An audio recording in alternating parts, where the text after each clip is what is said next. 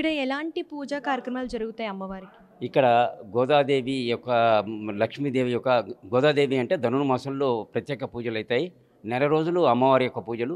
ఇక మామూలుగా అయితే ప్రతిరోజు లక్ష్మీ అష్టోత్తరము, లక్ష్మీ శతనామ పూజావళి కలుగుతుంది. భక్తులకు ఏంటంటే ఇదొక వినీతమైన కోరిక.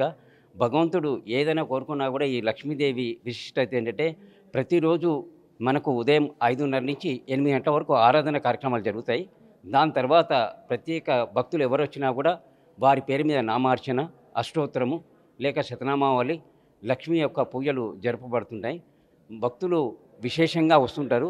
కాకపోతే ఏంటంటే ఇప్పుడు ఈ మనకు ఈ కార్యక్రమంలో కూడా ప్రతి శుక్రవారము, శనివారం, ఆదివారం రోజుల్లో చాలా ప్రత్యేకంగా కనిపిస్తుంది.